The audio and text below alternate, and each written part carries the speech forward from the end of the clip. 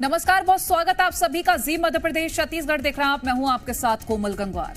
वक्त हो गया है देश और दुनिया की उन तमाम बड़ी खबरों का जो आज पूरे दिन भर सुर्खियों में रही हैं। हम आपको दिखाएंगे वो स्पेशल रिपोर्ट जिसमें होंगी देश और दुनिया की तमाम बड़ी खबरें। तो चलिए शुरू करते हैं स्पेशल रिपोर्ट।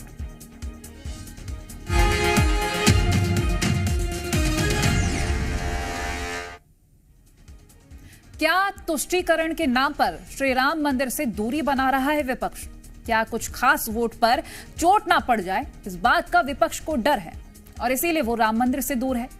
आज ये सवाल समाजवादी पार्टी के मुखिया अखिलेश यादव की वजह से उठे हैं, जिनकी आज अयोध्या में ही श्री राम मंदिर से चंद किलोमीटर की दूरी पर रैली थी। वो रैली में गए, खूब हुंकार भरी, लेकिन श्री राम मंदिर नहीं गए। अब बीजेपी और एनडीए के लोग इसे अखिलेश की तुष्टीकरण पॉलिटिक्स बता रहे हैं, विपक्ष को अलग अलग उपमाएं दे रहे हैं।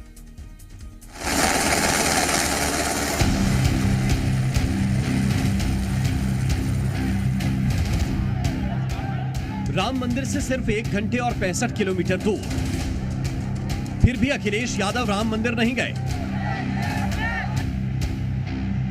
सियासत के गलियारों में चल रही हवाओं के इशारे इस पर क्या कहते हैं? क्या अखिलेश यादव ने योगी आदित्यनाथ के दावे को सच कर दिया?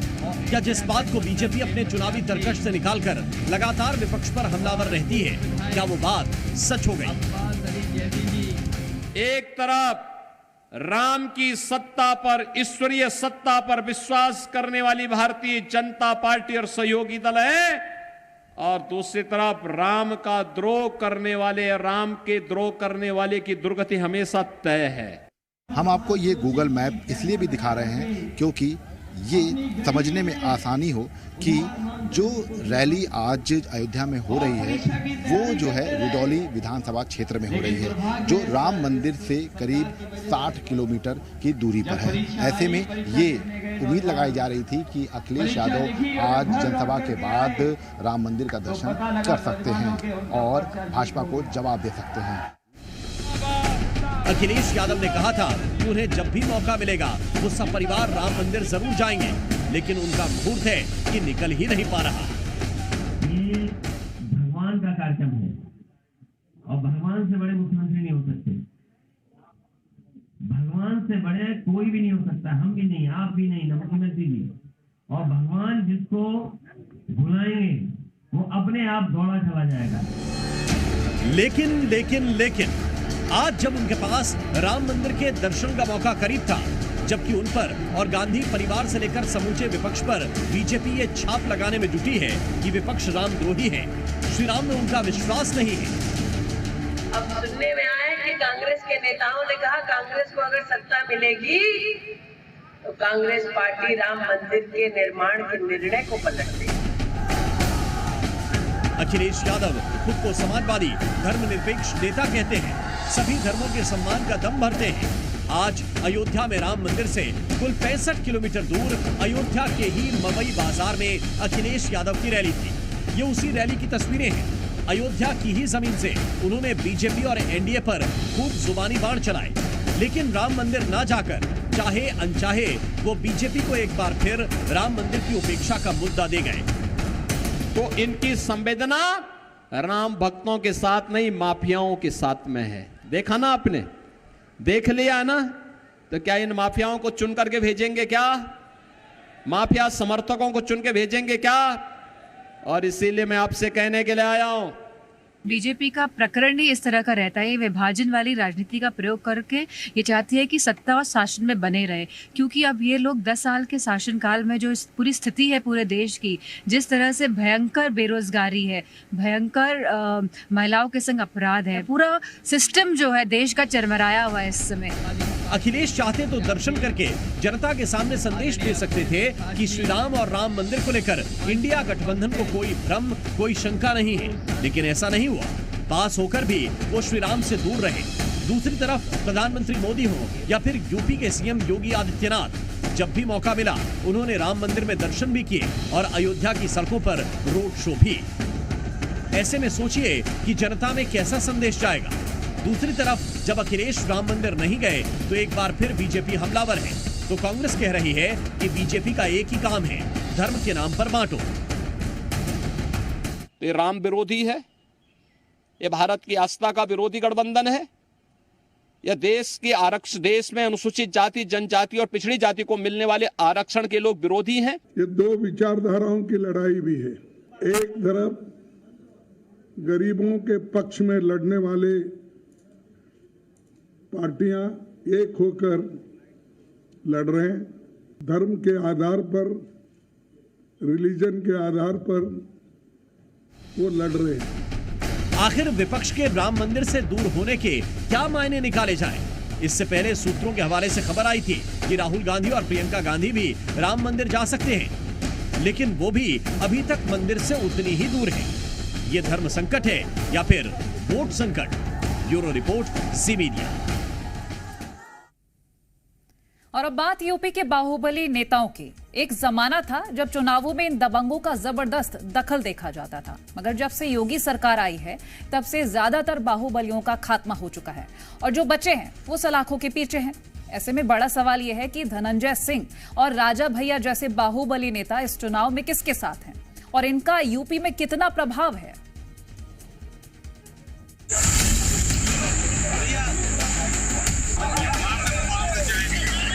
सियासत में बाहुबलियों का साथ कभी जरूरी तो कभी मजबूरी में लंबे दौर से चलता आ रहा है। खासकर यूपी के पूर्वांचल में दबंगों का राजनीति में पुराना दखल रहा है। एक बार कहेंगे जो वोटर्स को अपने हिसाब से प्रभावित करते रहे। मगर 24 के दंगल में बाहुबलियों का दांव चल नहीं पाया है। मौजूदा चुनाव में जौनपुर के फायर ब्रांड नेता धनंजय सिंह और कुंडा के विधायक रघुराज प्रताप सिंह उर्फ राजा भैया का नाम बेहद चर्चा में है, मगर इन्हें किसी भी पार्टी ने टिकट नहीं दिया है। हालांकि सियासी दलों से दूरियों के बावजूद ये दोनों बाहुबली चर्चा में हैं। सबसे पहले बात करते हैं जौनपुर के पूर्व सांसद और बाहुबली धनंजय सिंह की, जिन्होंने पूर्वांचल में चल रही चुनावी गर्म हवाओं के बीच बीजेपी को खुलकर समर्थन देने की बात कही है।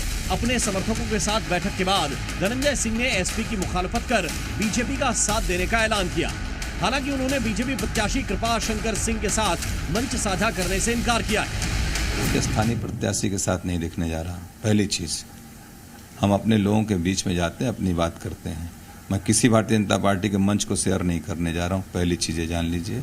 हाँ, हमारे लोगों के भाव थे तो मैंने कह दिया, और वो हमारे लिए देंगे वोट, हमसे मिलेंगे। ठीक है, स्थानीयता का सवाल नहीं है यहाँ पे, हम जनमानस के लोगों के भाव का सवाल था। जौनपुर में धनंजय सिंह की राजपूत वोट पर मजबूत पकड़ मानी जाती है। हालांकि इस सीट पर दलित, मुस्लिम, यादव और ब्राह्मण वोट भी निर्णायक हैं। जौनपुर में दलित 3 लाख से भी ज्यादा हैं, जबकि 2.5 लाख ब्राह्मण, मुस्लिम और यादव हैं। वही 1.25 लाख के करीब ठाकुर मतदाता, तो 2 लाख के करीब कुर्मी, मौर्य और कुशवाहा वोटर हैं। चर्चा थी कि इस बार धनंजय सिंह लोकसभा की लड़ाई में अपनी दावेदारी पेश करने वाले हैं, मगर कोर्ट के आदेश के बाद उन्हें जेल जाना पड़ा और फिर बीएसपी ने उनकी पत्नी का भी टिकट काट दिया, जिसके बाद धनंजय सिंह खुलकर बीजेपी के समर्थन में खड़े हो गए हैं। जनमानस के भावनाओं के अनुरूप कल हमने एक निर्णय लिया था, और जो जनता के भाव थे वही मैंने कल घोषणा की थी कि लोग चाहते थे कि बीजेपी का समर्थन हो जाए सत्ता पक्ष के साथ, तो वही हुआ।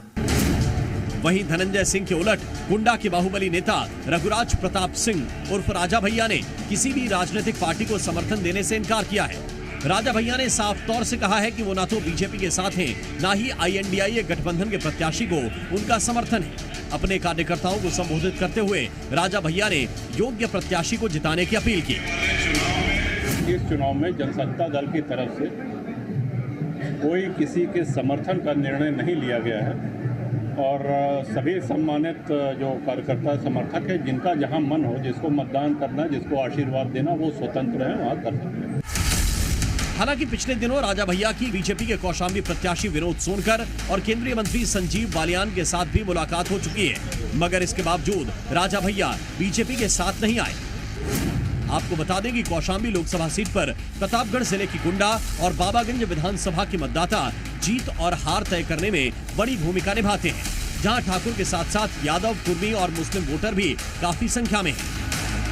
अब राजा भैया के न्यूट्रल रहने के पीछे क्या मकसद है, ये तो वो ही जाने, मगर चुनाव प्रचार के आखिरी दौर में राजा भैया के इस फैसले का पूर्वांचल की सियासत पर क्या प्रभाव पड़ता है, ये 4 जून को ही पता चल पाएगा। ब्यूरो रिपोर्ट, जी मीडिया। जनता के सुख दुख में खड़ा रहने वाला। चुनाव के बीच भविष्यवाणियों का भी दौर जोरों पर है। एनडीए हो या फिर इंडिया अलायंस, दोनों ही तरफ से प्रतिद्वंदी की सीटें गिनाई जा रही हैं, बताया जा रहा है और बाकायदा दावों के साथ। इसी पर यह रिपोर्ट देखिए। 4 जून 400 पार, अब मुझे लग रहा है 150 तक जाएंगे। हम एनडीए को 400 पार कराएंगे, 200 पार नहीं कर सकते। लोकसभा चुनाव के 4 चरण ही पूरे हुए हैं, लेकिन जीत को लेकर दोनों तरफ भविष्यवाणियों की तोपें ऐसी दागी जा रही हैं मानो 4 जून का बहुमत फिक्स हो गया हो। सबके अपने अपने दावे भी फिक्स हैं। गृह मंत्री अमित शाह तो 4 चरणों की 380 सीटों में ही बहुमत ढूंढ लाए हैं, तो कांग्रेस अध्यक्ष मल्लिकार्जुन खड़गे ने तंज कसा, देखिए कहीं 600 न पार हो जाए। 4 चरण पूरे हो गए हैं, 380 सीटों का चुनाव पूरा हो गया है। ये 380 सीट में मोदी जी 270 सीट लेकर पूर्ण बहुमत प्राप्त कर चुके हैं और आगे की लड़ाई 400 पार करने की है। बीजेपी सपना देख रही है, कभी बोलती है 500, कभी 400, कभी गनीमत है 600 नहीं बोलती। दूसरी बार राहुल गांधी ने तो ट्वीट कर देश को भरोसा दे दिया कि 4 जून के बाद नरेंद्र मोदी प्रधानमंत्री नहीं बनेंगे। उनके साथ साथ उनके साथियों ने चुनाव परिणाम को फिक्स कर दिया है। 4 जून से पहले ही बता दिया कि बीजेपी को कितनी सीटें आएंगी। ये बात अलग है कि सबके ज्योतिष मीटर में आंकड़े अलग अलग हैं। भाई साहब ये कह रहे थे 400 पार, मैं आज आपको लिख के दे रहा हूँ इनकी 230 से ज्यादा सीट नहीं आती। मोदी सरकार नहीं बन रही। 140 करोड़ जनता भारतीय जनता पार्टी के गैंग को 140 सीटों पर रोक देगी। अगर वो चुनाव जीतेंगे तो वो इस किताब को बदल के परे कर देंगे। इसलिए उन्होंने 400 सीट का नारा दिया था। 400 सीट छोड़िए, उनको 150 सीट नहीं मिलने वाली है। कांग्रेस नेता संदीप दीक्षित तो कह रहे हैं कि 380 में से बीजेपी के लिए 150 सीटें भी मुश्किल हो जाएंगी। तो उन्हीं के नेता जयराम रमेश को लग रहा है कि 2024 के चुनाव में 2004 की तरह इंडिया शाइनिंग की चमक फीकी पड़ने वाली है। हालांकि आत्मविश्वास से लबरेज बीजेपी ने भी बराबर की मोर्चेबंदी कर रखी है। यूपी के डिप्टी सीएम तो कह रहे हैं कि इस बार 80% वोट हमारे हैं। 2004 में जो बदलाव और परिवर्तन आया था, इंडिया शाइनिंग था और लोग कहा करते थे अरे भीष्म पितामह हमारे प्रधानमंत्री अटल बिहारी वाजपेयी हैं, वो उनको कोई हरा नहीं सकता। पर मई 2004 में किसकी सरकार बनी? आप विश्वास रखना, भाजपा सबका साथ सबका विकास करती है। इसलिए मैं पूरे दावे से कहता हूँ 100% वोट में से 80% वोट हमारा है, 20% में बंटवारा है, बंटवारे में भी हमारा है। तो दावों और भविष्यवाणियों का तड़का भी खूब लग रहा है, लेकिन सबसे बड़ी भविष्यवाणी तो अब्दुल्ला ने कर दी। अब्दुल्ला कौन? इस भविष्यवाणी में अब्दुल्ला चीन है। उसने तो मोदी जी को इतनी सीटों की भविष्यवाणी कर दी है जिसके बारे में बीजेपी खुश होगी और हैरान होगी, तो कांग्रेस गुस्से में भर गई होगी। कहे तो बीजेपी ने भी नहीं सोचा, यानी भूतो न भविष्यति। क्यों? समझिए। चीन ने नरेंद्र मोदी के 400 के नारे से आगे बढ़ते हुए उनको 430 सीटों की भविष्यवाणी कर दी है। अब वो ये आंकड़ा कहां से लाया? हो सकता है कोई बड़ा वाला चुनावी ज्योतिष वहां भी प्रकट हो गया हो। फिलहाल किसको कितनी सीटें मिलेंगी उसके लिए 4 जून का इंतजार रहेगा। Bureau report, C media. 24 के चुनाव की सबसे हॉट सीट अमेठी और रायबरेली। बीजेपी के लिए नाक की लड़ाई है तो कांग्रेस पार्टी के लिए विरासत बचाने की लड़ाई। रायबरेली के सियासी मैदान में कांग्रेस पार्टी की हलचल कुछ ज्यादा ही है। तो सियासी मैदान में जंग जीतने के लिए क्या है बीजेपी का पूरा प्लान, इस रिपोर्ट में देखिए।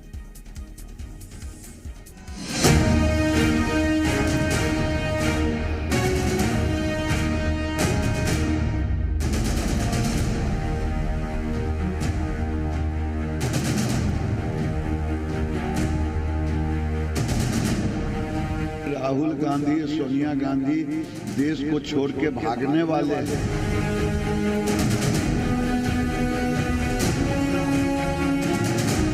भारतीय जनता पार्टी के कई नेतागण अपने मानसिक इलाज के लिए अस्पताल चुनाव के बाद दिल्ली चले जाएंगे।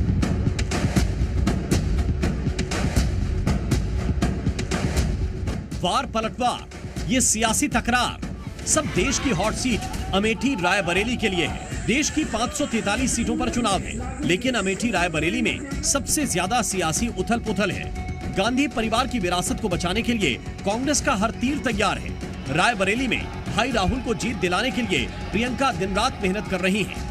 कांग्रेस पार्टी ने कल सोनिया और राहुल गांधी का एक इमोशनल वीडियो जारी कर अमेठी रायबरेली की जनता पर डोरे डाले, तो आज वही वीडियो प्रियंका गांधी ने ट्वीट किया। ये मुझे याद है, पापा अपने आप चलाते थे। ये भी फोटो है, उस पूरा का पूरा ऊसर जमीन था। जब बारिश आती थी, गांव के गांव ब्लॉक हो जाते थे। मां सोनिया गांधी भी रायबरेली और अमेठी को याद करती हैं। गांधी परिवार और खुद के रिश्तों की कसक बतलाती हैं। गांव गांव में जाती थी, लोगों से मिलने, पता करना, अगर कुछ किसी का देहांत, किसी की शादी। ग्राउंड पर प्रियंका गांधी की मेहनत देखिए। रात के अंधेरे में प्रियंका अचानक अपने लाव लश्कर के साथ जिला अस्पताल पहुंच गईं और मरीजों का हाल जाना, तो जनता के बीच लगातार भावनात्मक रिश्ता जोड़ने में लगी हैं। आपको ऐसा नेता देश भर में नहीं मिलेगा जो 4000 किलोमीटर पैदल चलता है, 4000 किलोमीटर और यात्रा करता है, कुल मिलाकर 8000 किलोमीटर यात्रा सिर्फ आपकी आवाज उठाने के लिए, सिर्फ आपके बीच आने के लिए, सिर्फ आपकी समस्याओं को समझने के लिए। अगर कर्म भूमि होती तो वायनाड क्यों गए थे वो, और कर्म भूमि होती तो अमेठी छोड़कर रायबरेली क्यों आए? असल में क्या है कि उनको पता कि इस बार वह वायनाड से भी और रायबरेली से भी चुनाव हार गए। उधर समाजवादी पार्टी के मुखिया अखिलेश यादव अपनी पार्टी कार्यकर्ताओं को साफ निर्देश दे चुके हैं कि ऐसे लड़ें जैसे कि आपकी अपनी पार्टी मैदान में है, जिसका असर भी दिख रहा है। अमेठी और रायबरेली की रैलियों में लाल टोपी वालों की मौजूदगी है। ऐसे में सवाल उठता है कि कांग्रेस की इतनी मेहनत के मायने क्या हैं? रायबरेली में कौन फिक्स, किसको रिस्क? खबर यह भी आ रही है कि रायबरेली सीट पर राहुल गांधी को जितवाने के लिए कांग्रेस पार्टी ब्रह्मास्त्र का भी इस्तेमाल कर सकती है। जानकारी के मुताबिक इस सीट पर सोनिया गांधी भी प्रचार के लिए उतर सकती हैं, लेकिन बीजेपी लगातार हमलावर होकर कांग्रेस पर दबाव बनाने की कोशिश कर रही है। ये जिस ढंग से भारत को तोड़ने की बात कर रहे हैं, लोगों की संपत्ति छीनने की बात कर रहे हैं, मुसलमानों की बात कर रहे हैं, इस बार 40 से कम, पिछले बार से कम सीट आएगी, ये भारत छोड़ के भागेगा। कांग्रेस का कोई नेता तो कहीं नहीं जा रहा है, लेकिन भारतीय जनता पार्टी के कई नेतागण अपने मानसिक इलाज के लिए अस्पताल चुनाव के बाद जरूर चले जाएंगे। 4 चरणों के चुनाव के पश्चात इनकी हवाइयां उड़ रही हैं। पिछले चुनाव में बीजेपी की जोरदार घेराबंदी के बावजूद रायबरेली सीट पर कांग्रेस का कब्जा हो गया था, लेकिन इस बार वो कोई कसर नहीं छोड़ना चाहती।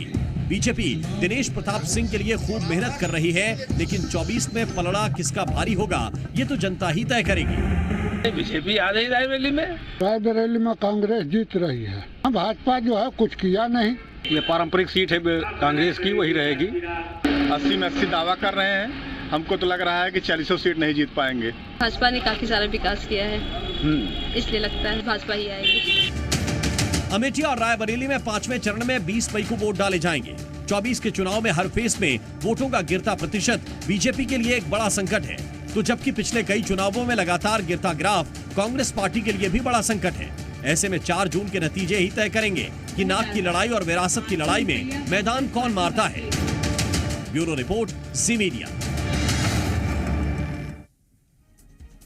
24 के चुनाव में अपनी लालटेन जलाने के लिए आरजेडी नेता तेजस्वी यादव खूब पसीना बहा रहे हैं, लेकिन चुनावी प्रचार के दौरान भतीजे को चाचा नीतीश की खूब याद सता रही है।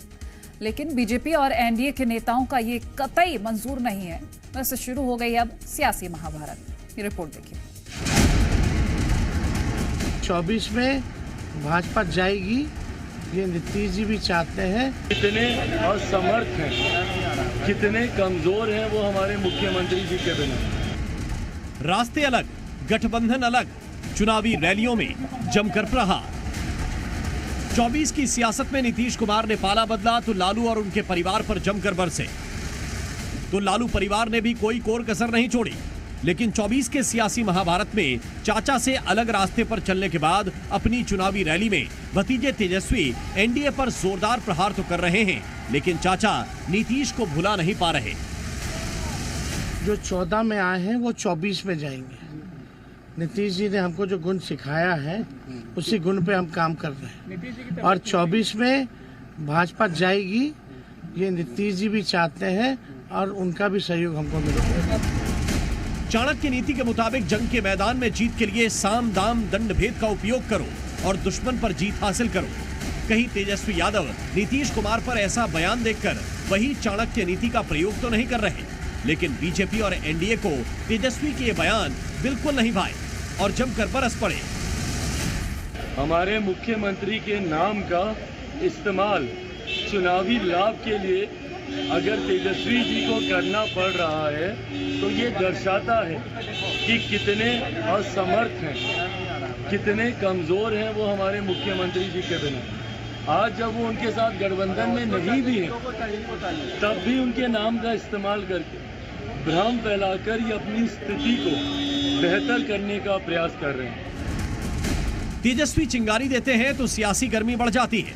तेजस्वी के बयान पर प्रहार करते हुए चिराग यही नहीं रुके। उन्होंने तंज कसते हुए कहा कि इंडी गठबंधन के नेता अभी तक साथ नहीं दिखे तो गांधी परिवार को बिहार से कोई मतलब नहीं। 24 के सियासी घमासान में बिहार के सियासी बयान के मायने समझना मुश्किल है, लेकिन जनता इसका मतलब निकालने में माहिर है और 4 जून के नतीजों से बखूबी समझ आ जाएगा कि पलड़ा किसका भारी है। ब्यूरो रिपोर्ट, जी मीडिया।